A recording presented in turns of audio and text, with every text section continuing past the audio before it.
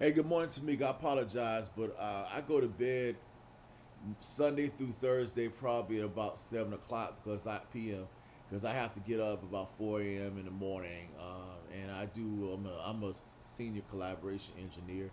So, in other technical words, in layman's terms, that means that I work nights when everyone is sleep. I'm at work working on computer networks and things of that nature, and have to do everything between 10 p.m. at night to 6 a.m. in the morning. So my shift normally is at night, and then but I'm also working in the daytime to prepare for the nighttime work on the weekends. So I'll pretty much work 6 days a week when those in the peak season, and then I have sometimes I get Sundays off.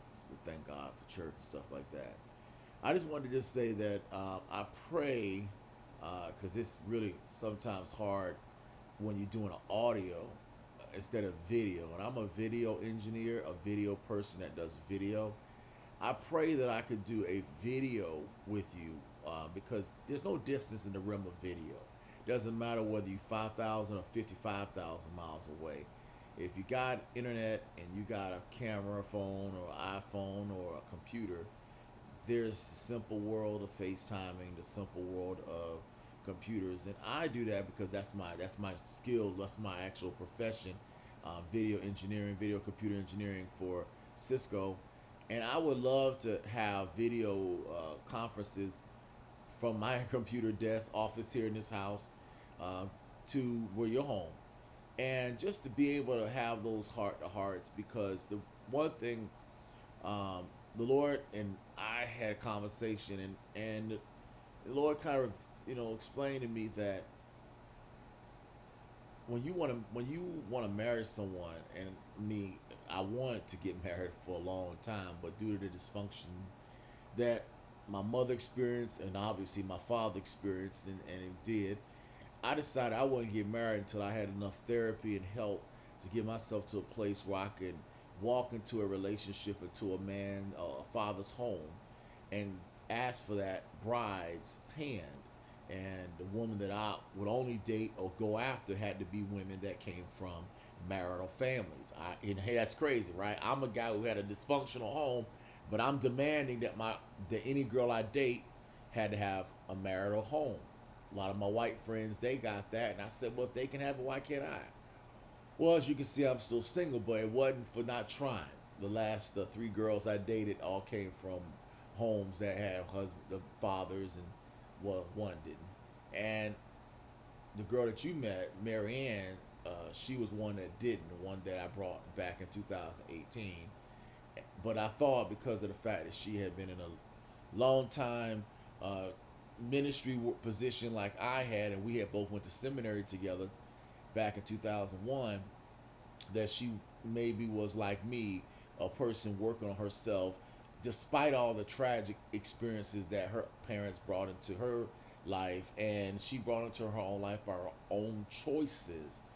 Well, unfortunately, that did not work. She eventually, I broke up with her. It was the right thing to do in 2019, and come to find out later on, so tragic.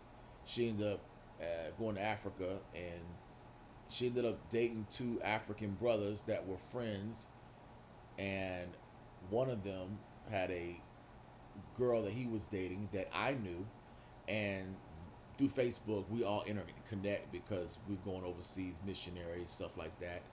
And so the young lady reached out to me because on back at that time I had her on my post, and we're friends on Facebook, and she knew that I was the boyfriend of this missionary that came to her tribe, but she didn't know that we had broken up. She thought that we were still together, and she said, "Hey, your girl tried to holler at my fiance," and I was like, "What are you talking about? This ain't the girl I dated." Well, it was. It just shows you how one person can act one way in one city and be a completely opposite somewhere else. Human nature is always fickle. And of course, that woman was like, she tried to come and break up our wedding, which this was true. She did do that. And the girl showed me the proof of the text messages. She showed me copies of the text, and I was like, this lady's not lying. She's actually telling me the truth, because I thought she was lying on my ex-girlfriend, because I did not get that in the dating experience of knowing her and all the friends that we know together and going back 18 years. Well, show your lessons learned. But the young lady and I, thank God she lives in Washington D.C. She forgave her fiance because they had been together for 8 years, but they were living apart. She was in D.C., he was in Sierra Leone, and well, I can't say I'll say a lot of Africans come from Africa to America, and they will first take one person over to America, spend the 8 years, do the paperwork, file for naturalization, and then become an American citizen, and then bring their remaining family members over to America. That is a big thing that's done by Chinese, Africans, Indians, Asians. It's all across the game. Everybody wants to be an American citizen. We are the best place on the planet Earth. To right now. For how long, I don't know. But Marianne, my ex, the one that you met at your house, that you cooked us that wonderful dinner in 2018 Thanksgiving, she was ashamed because she found out that I knew that what she did, and then she then did something that was so surreal. She then married the guy's tribal friend, so she was having interrelations with two different men that are in the same tribe that are both supposed to be brothers. I know, a shock it was to me. But I've learned in life, especially in ministry, there's no shock. Anybody can do freaky, crazy, amazing things, including myself. And it's only our decisions, fear of God and fear of judgment and fear of shame, that prevents us from doing certain things. But for me, what I realize is that time is short. It ain't promised to us. I've seen so much death over the past 3 years of COVID, more than I've seen in the last 20 years. I've seen so much death between 95 and up in 2001. My mom died, and then thankfully the Lord gave me a break, and I didn't have a lot of death between 2001 until 2020. And then 2020 and 23, I've seen double, triple the number of deaths that I experienced from 95 through 2001.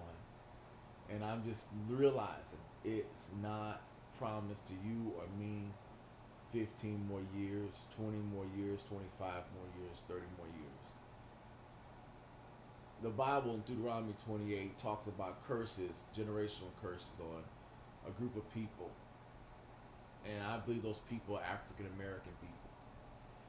And looking at my family lines, looking at many of my friends, black friends' family lines, their stories that we all talk about around YouTube land or church or in my college, university experiences here, my story ain't no different than anybody else's. The only difference would probably be what's the name of your daddy, what's the name of your brothers and sisters, half brothers and sisters, etc., etc., etc.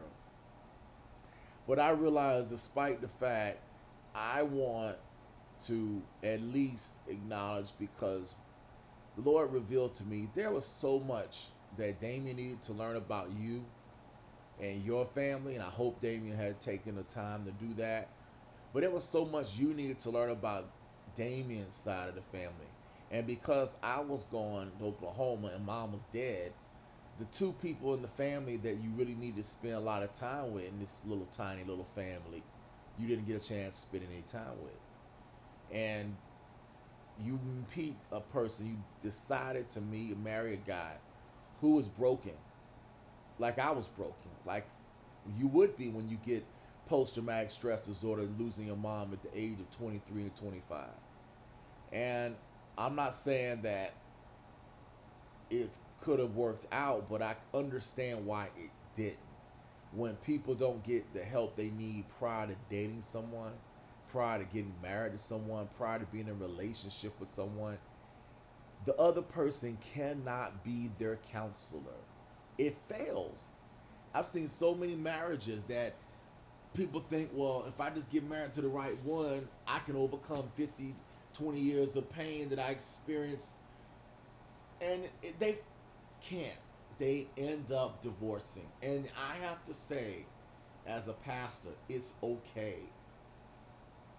It's okay for divorce. And what I feel, unfortunately, a lot of ministers don't agree with, but I believe if you're a person that had a lot of trauma, like I know I did, PTSD, don't get married. That's why I'm not getting married. It is not right to put that burden on someone else when you haven't done the work yourself to get your house in order. And that means mental house, mental pains, mental traumas, mental offense. The Bible says, woe to the man who offenses come. Offense means temptations in the Greek. But when we put it together in psychology, it's not just temptations, but it's acts of a sin, commission acts, omission. All kinds. It's so much. What our parents didn't do, what our parents did do, what our brother, cousins, sisters, mothers didn't do to us. Friends didn't do to us. And everybody's got different categories of what happened, but we all have the same types of things and have to do the same type of work. My brother, I don't think, me and him, couldn't even have a conversation for 5 seconds on this type of information without him going, "What do you mean?" and getting right into an emotional fight or flight response. Either I'm going to fight you and fight you back verbally, or I'm going to run away and move away. And I don't want to talk to you and not communicate. And that is really part of the post-traumatic stress disorder that came out of the loss of our mother, but it was before her death. Like a lot of families, we all have sibling issues. The oldest always known for being hated due to their oldest, or if the oldest was a failure, and the younger was successful. The oldest feels shame because the oldest didn't live up to what the birth order says the oldest supposed to do. Or, so you can see I can add all kind of scenarios on top of scenarios. And I know in the situation of my Damien's, our mother, notice I haven't even said nothing about our father. And that's a whole nother enchilada too, that both of us, I know I have had to take a lot of therapy on. But I know my brother hasn't. And so when I think about the type of person you picked to marry, and the type of person he picked to marry, I think Damien was not prepared for marriage and should have never got married. And I think that you probably picked the wrong guy that did not do the work mentally to get healed. But how would you know? Right? How would you know when we as human beings only see the physical body, only see the sex, only see the money, only see the swag, only see the status, only see what we can have? I don't know if you know, but the statistics in the black community is that 25% of our 40 million, that's about how many we are here in America, and that's male and female. 25% of us will get married in our 80-year lifespan, which is the typical lifespan for a black person, 75 years? I'm going to be coming 50 next year, so think about that.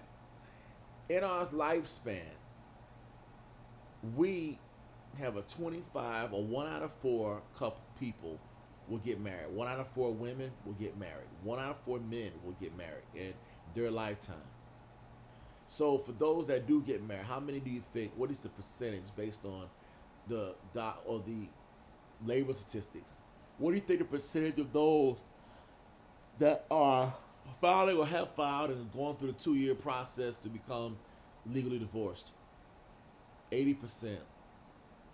80% of that 25%, I know it's deep, will be divorced. And I know they never decided to get married to get divorced. I don't believe you decided to get married to get divorced. Nobody, I think, ever decides I want to get married to get divorced. I talk to black women every day, and they tell me they rather have a baby before getting married. Shout out to Kevin Samuels. They rather literally have children because they don't want to get married to get divorced. The fear of divorce is so horrific, and I understand that. It's probably why I don't want to get married because of that major point. But the fact is, for those that do get married and those that fall into the statistics of divorce, I want you to know it's okay. It is not the end of the world. It's okay. We were supposed to fall. We, as African Americans, are under Deuteronomy 28 curse. There's going to be more drama, more pain, more divorce, more horror, more crap in the next generations and generations to come. We're just in the game. But for those that learn about that and start learning the Word of God, there is a way out of that, and it only comes through God's holy Word. But if those that don't study it, then I can't help them. That's something they can't be helped by. But if they are willing to learn, they can break those curses. My brother right now is at a place where he's not really ready or willing. The door was open to him. It had always been there. God brought my mom to a church called Faith Christian Center, September 1997. Before September 1997, I had graduated in 95 from a prestigious military academy in Millersville, Georgia, where I met the woman that I wanted to marry, named Denise LaVon Gordy.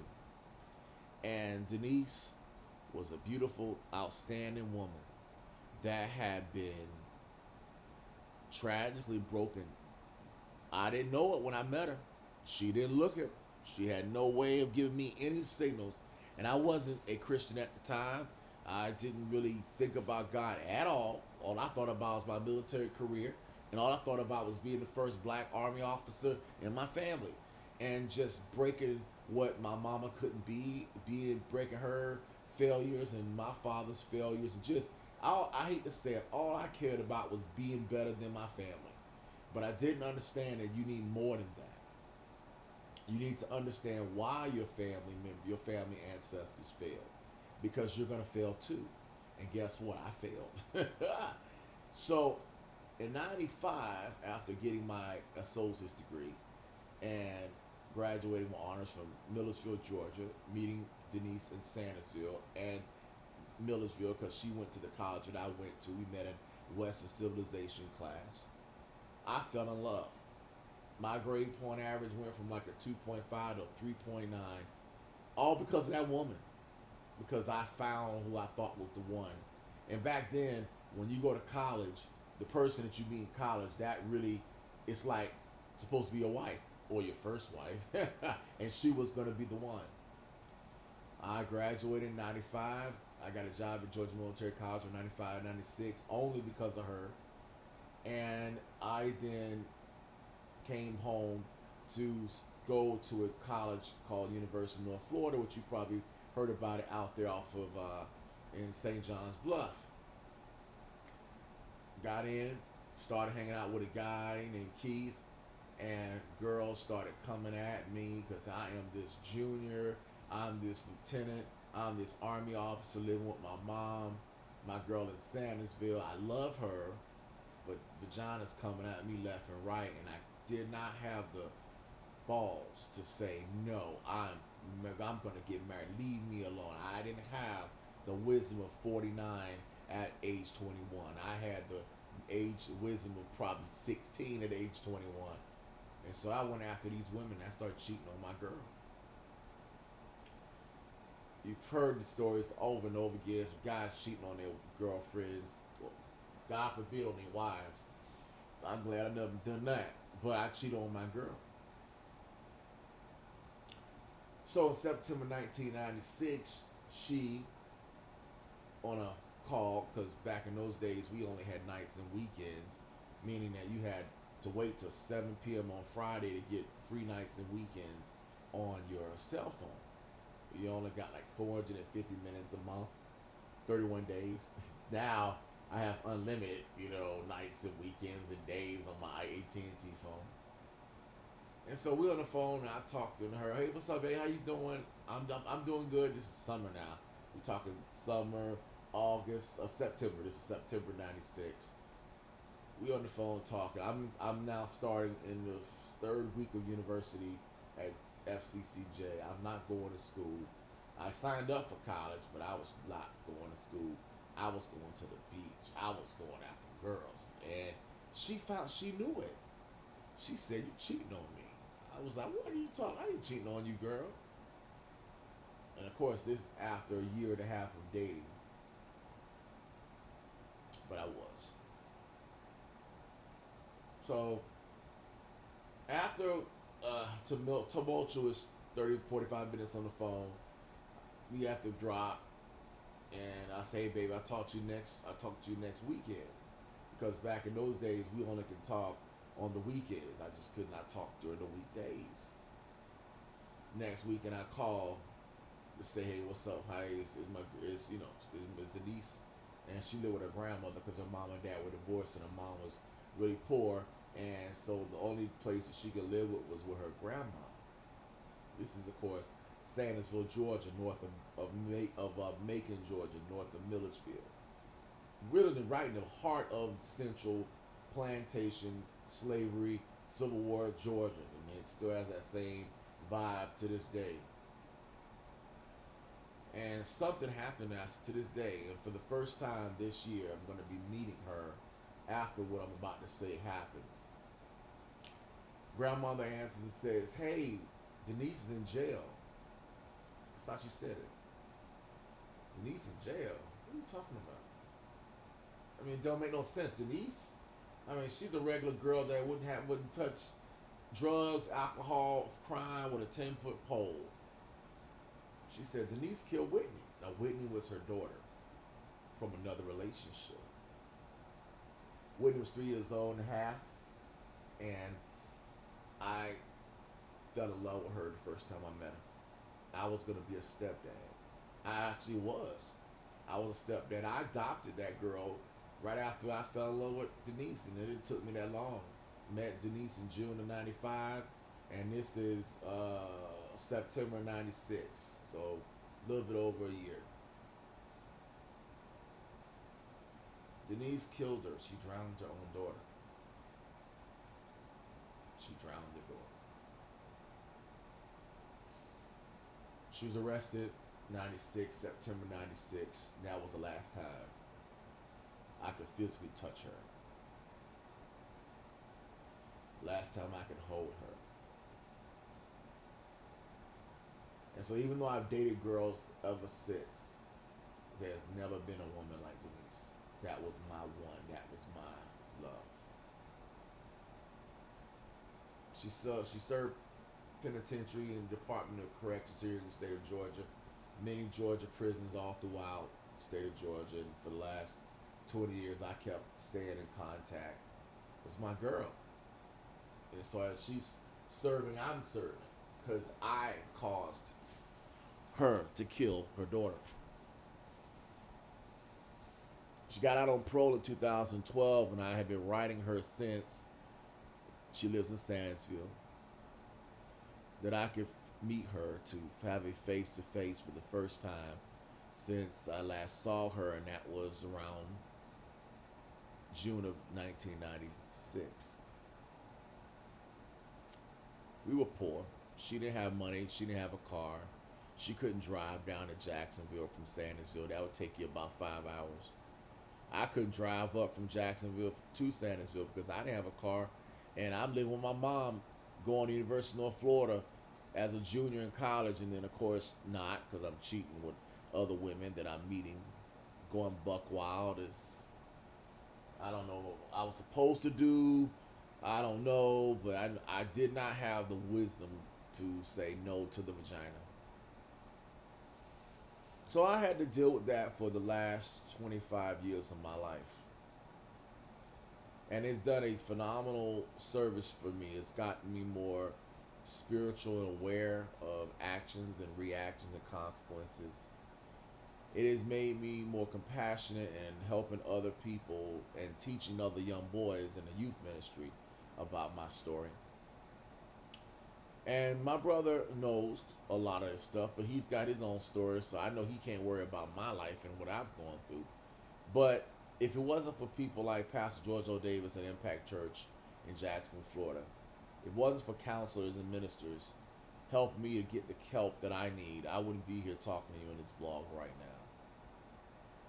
Because losing someone that you made love to, that you wanted to marry, that you wanted her to have your child, even though she had a child from another man. So what? It happens every day in the black community. Don't women deserve a second chance?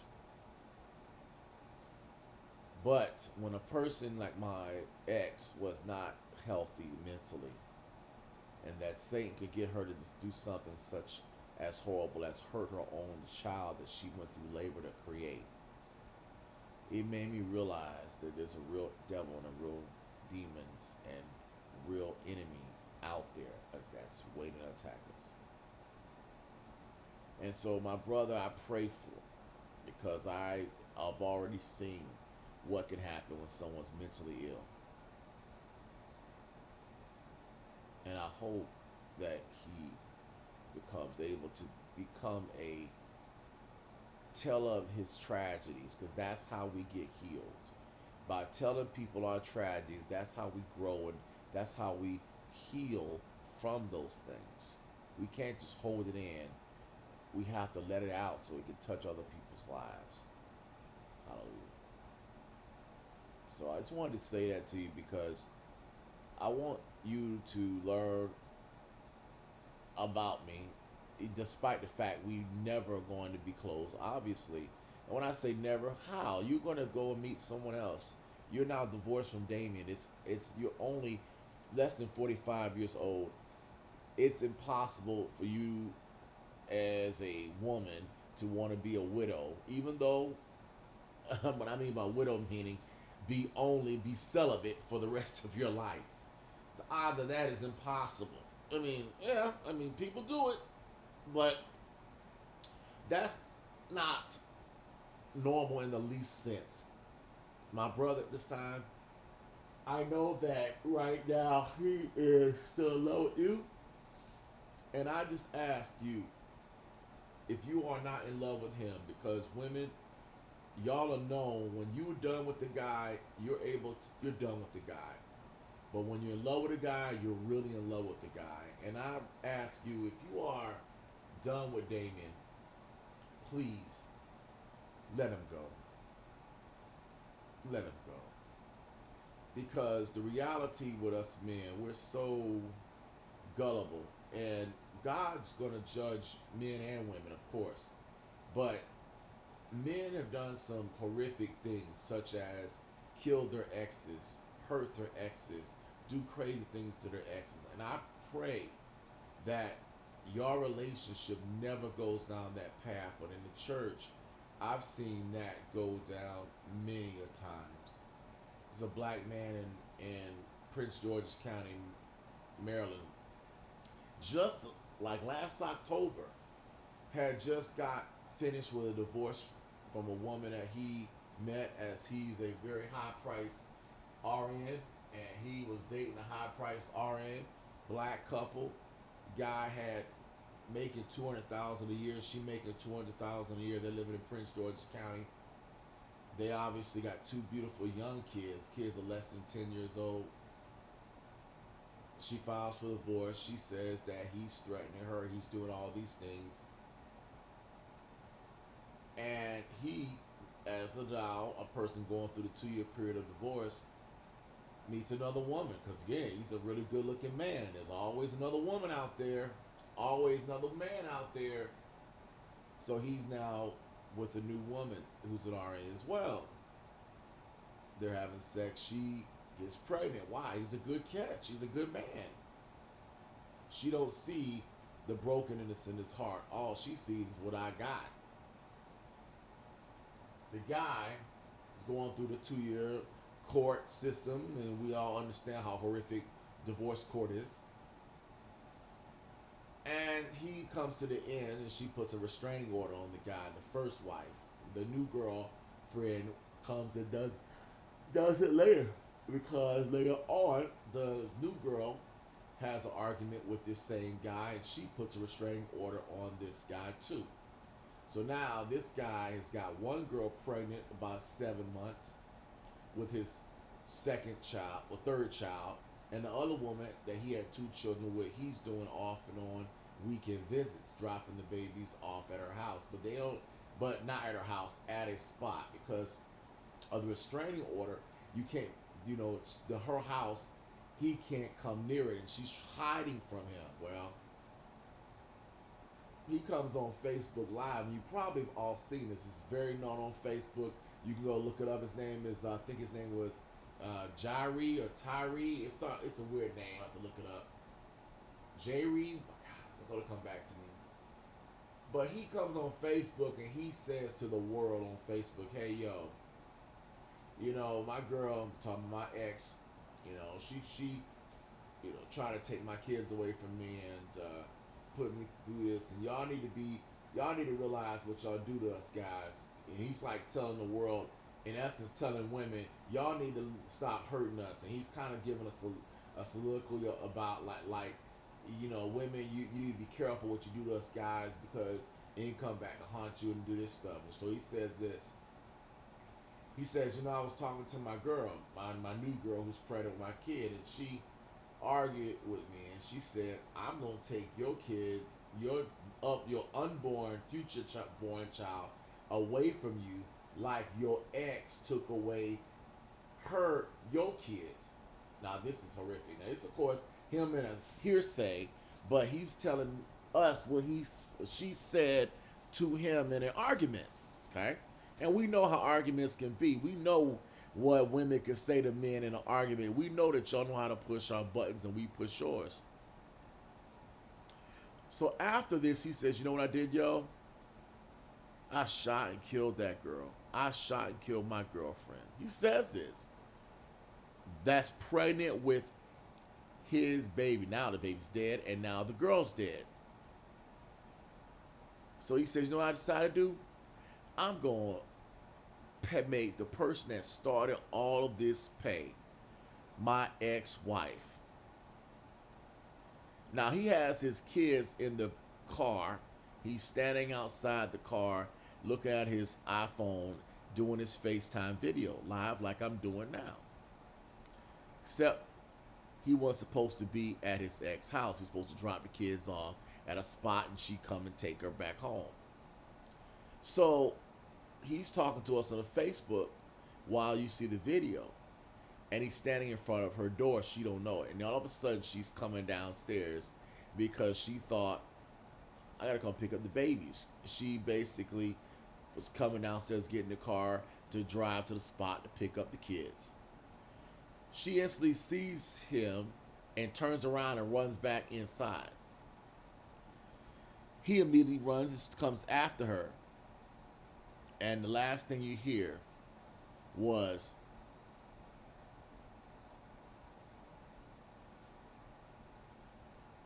"It's too late now." And as he said a weird word. I'm going to see if I can find that video because it is so traumatic that I had to think about my brother, and I had to think about everybody who is in issues of divorce in relationships.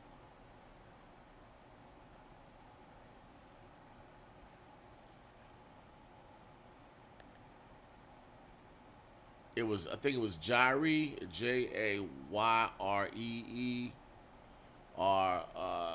Rree, Black, something like that, Black.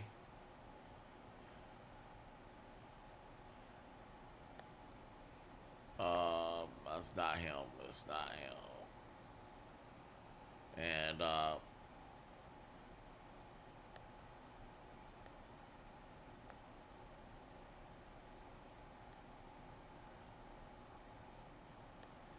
Tyree. His name was Tyree. Sorry, Ty.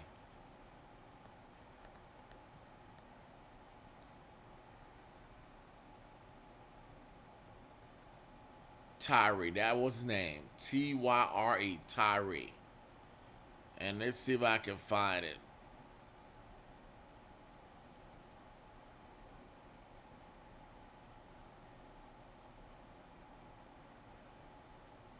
Well, there's a couple. No, it was two times. There's a Tyree Nichols and there's a Tyree. Here it is, right here.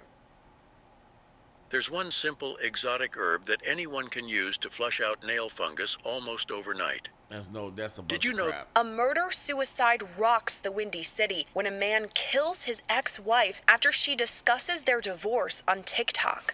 Girl, don't do it. It's not worth it. Officials say 29-year-old Sonia Khan was shot and killed on July 18th by her ex-husband, 36-year-old Raheel Ahmed. Investigators say Ahmed drove 11 hours from his home in Georgia to Khan's Chicago condo. As first responders approached the scene, investigators say Ahmed turned the gun on himself. In a statement to Law and Crime Network, Chicago police said both were discovered unresponsive, with gunshot wounds to the head. This comes after a series of TikToks posted by Khan went semi-viral as she opened up about her relationship and divorce. In one TikTok, Khan wrote, quote, "Going through a divorce as a South Asian woman feels like you failed at life sometimes. The way the community labels you, the lack of emotional support you receive, and the pressure to stay with someone because what people say is isolating. It makes it harder for women to leave marriages that they shouldn't have been in to begin with." Other videos. You hear what the lady said? It's hard for you to leave marriages you should not have been in the first place. I'm here to say tragically, I think that a lot of couples should have never been married in the first place. This woman is dead, murdered by her ex, who then kills himself. The Bible says when you kill somebody, you already now have put yourself into damnation, into hell. The girl, of course, is going to go to heaven by default because she was murdered. But the guy's, he's in damnation. He's in hell. But what caused that man to drive from Georgia, here in Georgia, all the way to Chicago and kill his bride? The one that he loved. And that's the therapy I'm talking about that we need as individuals to get. It is so easy for us to just sit back and act like, oh, this won't happen to me. Baby, it's happening to people every day. And the click that caused that, we already see the signs. And that's why as ministers, we not only are praying, we also are talking, we're also trying to get psychological therapy help to these individuals, like, for example, my brother. A woman is telling us tonight she tried to warn the Memphis Police Department about an officer now charged in the death of Tyree Nichols. That's a different person. Now, the one I was looking for was, I thought it was Princess's Murders, EXWIFE, and this was in Maryland, MRYLAND. This was in Maryland, so I gotta find. There it is. Here it is. His name was Rajaie. I'm sorry, Rajaie. Rajaie. His last name was Black, but the first name was Rajaie. So I finally found him. I want you to hear this man and hear his heart as he's getting ready. He's already killed his girlfriend that was pregnant with his child of 7 months, and is about to kill his ex-wife, while their two kids are sitting in a car that is running right now in the parking lot. We're hearing from the former girlfriend of Rajaie Black. Police say Black killed two of his former partners in a rampage that started in Baltimore and then ended in Howard County. WJZ investigator Mike Hogan has the follow-up tonight. I kept urging him to go to therapy. The former girlfriend has not been able to bring herself to watch the Facebook Live video. It's the holidays, man. I don't have no family, nothing. Anyway, I just did something crazy, man. Where Rajaie Black appears to confess to killing his ex-girlfriend Tara LeBang before police say he gunned down his ex-wife Wendy Black at her home in Columbia Saturday, all while his young children waited in an SUV outside. We did have access to weapons. I definitely feel for the children. I feel for all All of right, so them. that is another woman who dated this guy. She's saying that she saw the signs. What I'm saying to my brother, I see the signs. And I pray for you and I pray for him, but I realize that you can't help him and he can't help him. But there are doctors and therapists that can.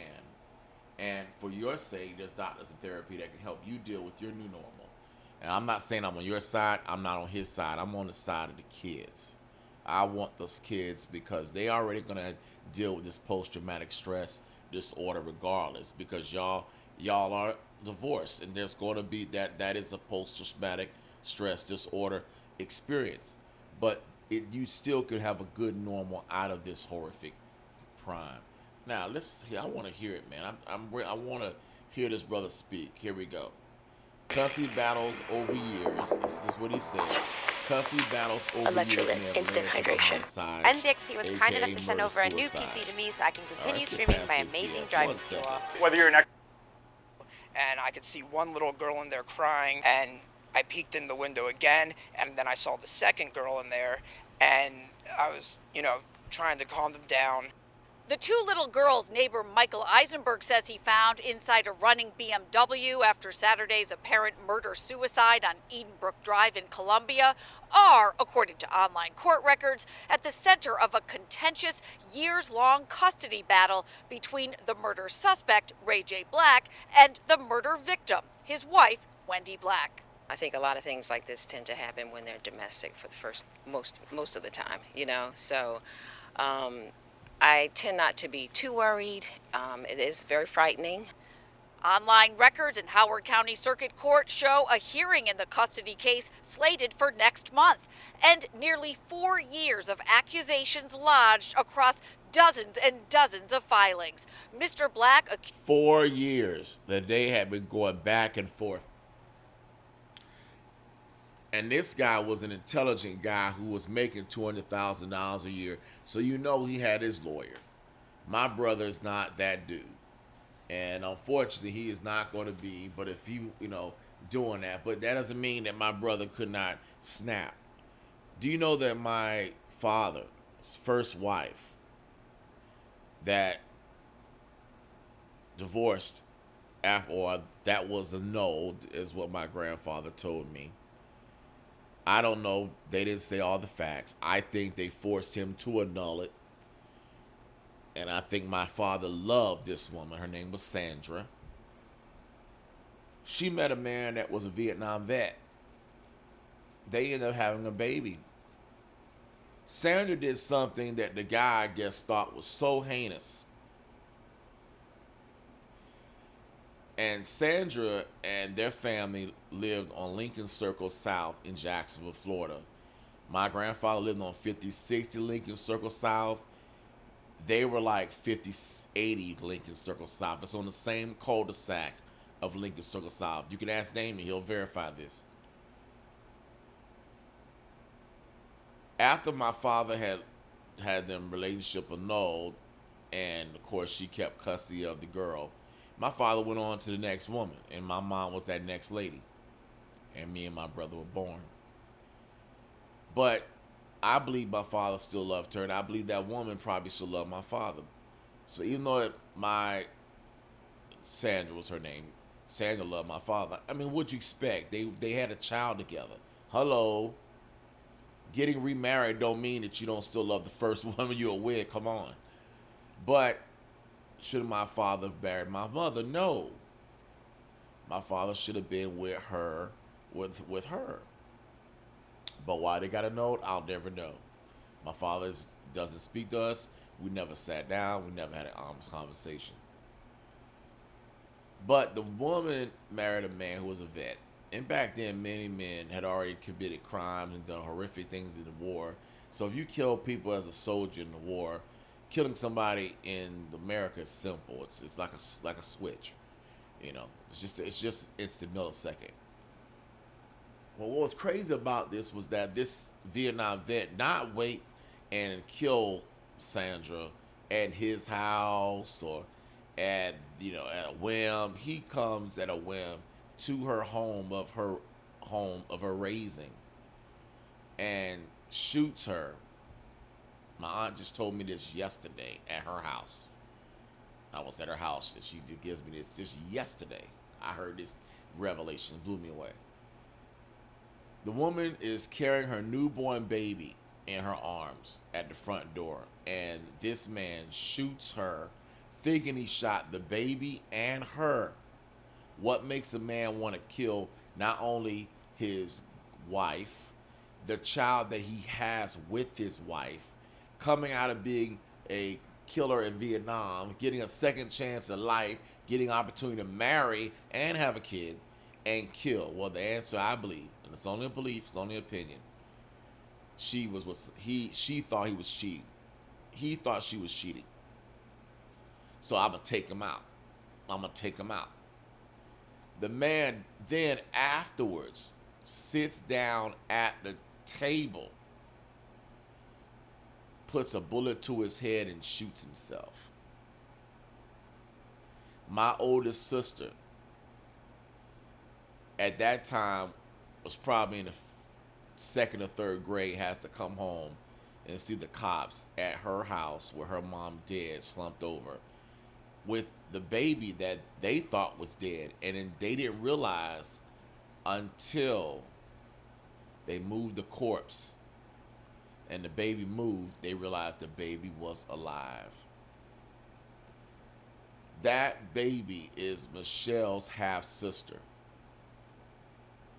Michelle, my oldest sister, and her half sister are, and I hope their relationship is better, but last I was told, experienced back in 2018, they are not even close, because the anger and vitriol that Michelle don't deserve, but the mere fact that the daughter can't hate her own mom because her mama's dead, her daddy's dead, her daddy killed her mama, mama had her in her arms, she lived. Where do you think she puts that anger at? She puts that anger at her on her older half sister, Michelle. And Michelle tried to be there for her sister, and Michelle had to let it go. And my oldest Michelle now is a grandmother. Her son now has a baby, and she's 52 years old, and she's a grandma. And life goes on. But a lesson I learned from that story, and hearing it being given to me by my 78-year-old aunt, is that anger, pain, and sexual relationships can make a man murder, can make a woman murder, can make a person do horrible things. There is a thin line between love and hate.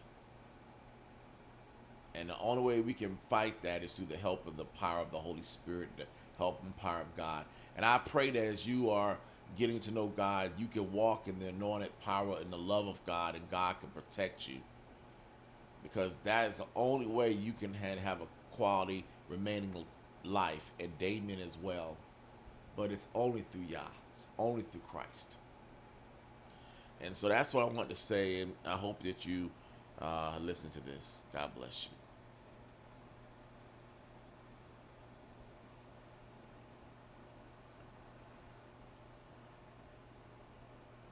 I want to see the actual Tyree Black confession. 1 second. I'm going to let you hear this man, because 11 Alive is going to throw out this. I want the confession. I don't want to hear a part. I want the actual confession. So Tyree Black confession, because y'all could think, excuse my friend, Tyree Black confession. I want the confession. 1 second. I want you to hear this.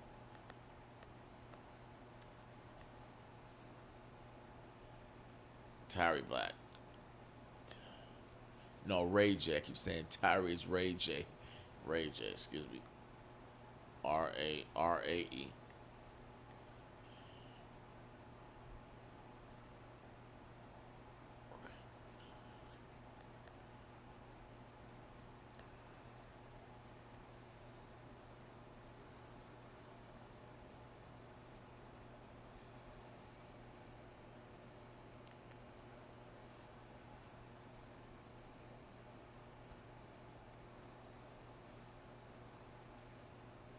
Show your horse. But no, I'm I anywhere. want you to hear this, guys. Here's Stare at confession. his arse. Now, on Saturday is when this tragic incident started. Police say 44-year-old Raji Sharif Black kicked in a door to his girlfriend's home on Marshall Street in Federal Hill. Kicked in the door. Rajay Sharif Black was a 44-year-old former healthcare worker for the U.S. Department of Veteran Affairs who appeared on Facebook Live in an extremely chilling video. Since it first appeared, the video has been circulated around multiple social media platforms. I thought that I would be doing this, but I gotta make it quick. For everybody out there that supported me and really knows what's going on, thank you all. I've been going through a custody battle. I've been going through having my ex-wife say I molested my children and all kinds of craziness. Been fighting for custody for 3 years. So, shit has been real crazy. What's up, Oliver? You know about this. Going through it with my ex-wife, blah, blah, blah. So, and start dating somebody new. And she got pregnant. And, we got in a fight. First thing she does is threatening that she's going to do the same thing. You're never going to see your kids, blah, blah, blah. It's the holidays, man. I don't have no family, nothing. Anyway, I just did something crazy, man. I just shot my ex-girlfriend in the head, yo. Felt like a dream. Like, I never thought I would be that guy. He never thought he would be that guy. Millions of men have said that when they do such horrific things. And the reason why is that they're not that guy.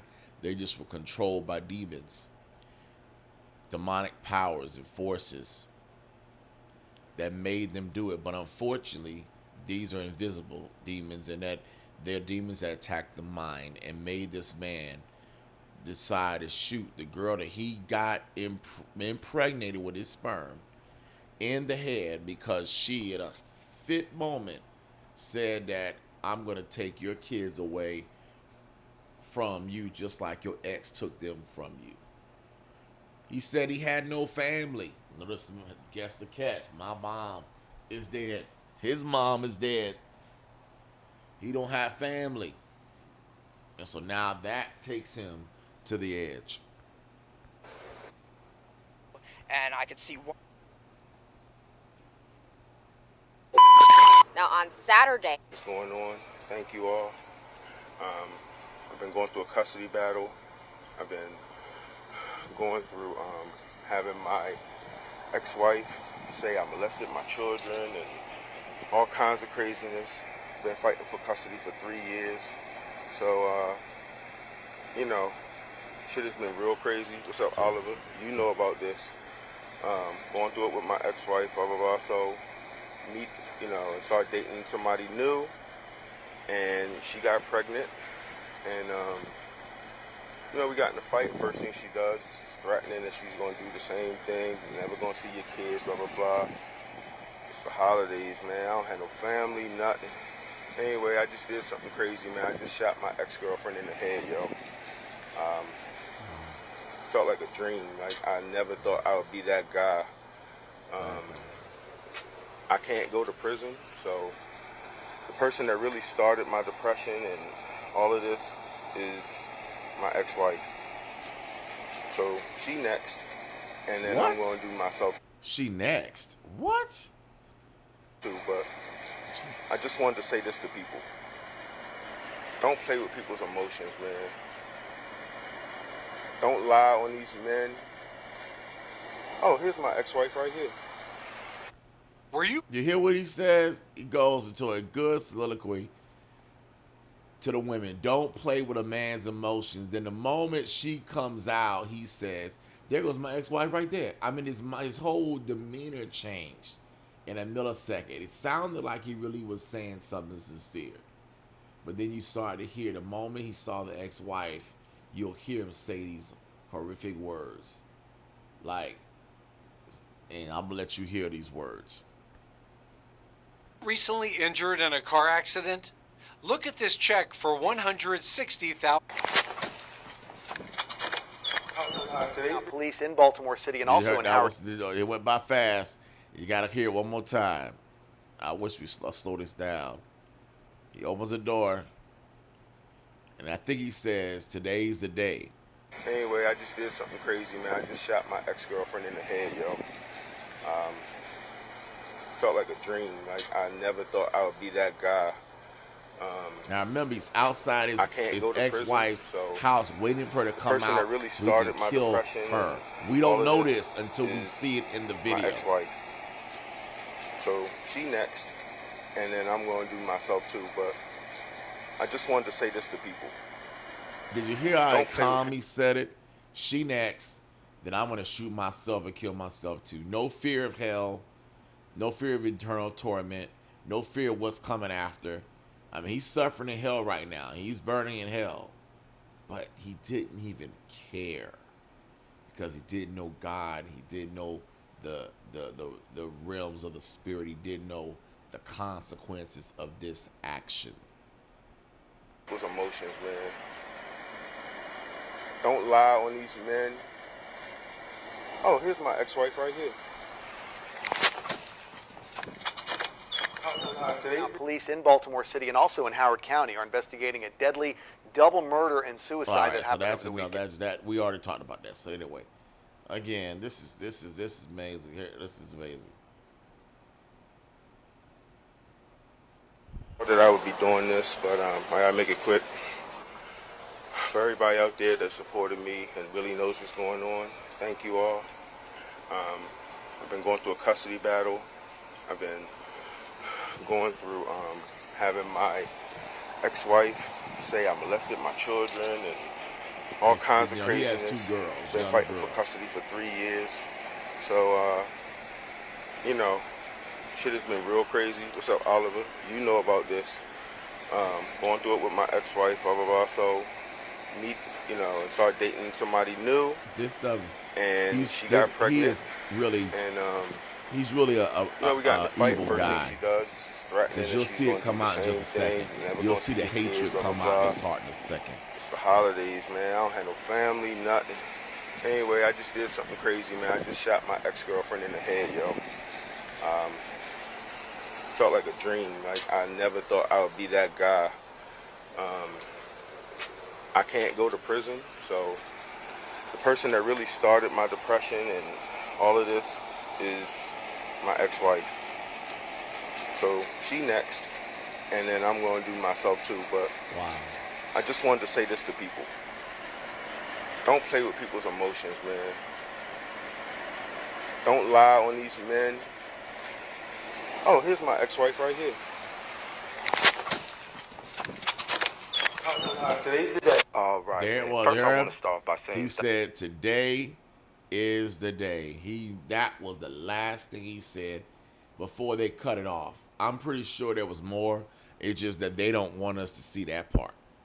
And remember, I'm a telecommunication engineer. We can chop and screw any video feed. We call it edit to make you watch what we want you to watch for as long as we want you to watch. But the real people that have access to the footage, they got the whole thing.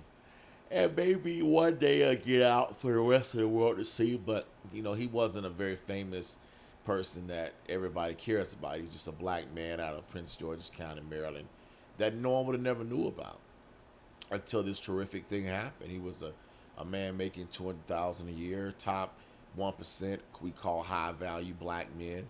He had a black wife, 2 young black girls. In essence, he is me. But that doesn't mean nothing. We can still do horrific things if we make and don't get therapy. And so, it's Pastor Hank Tyrone. Just want to let you know some of my thoughts because I want you to understand my heart.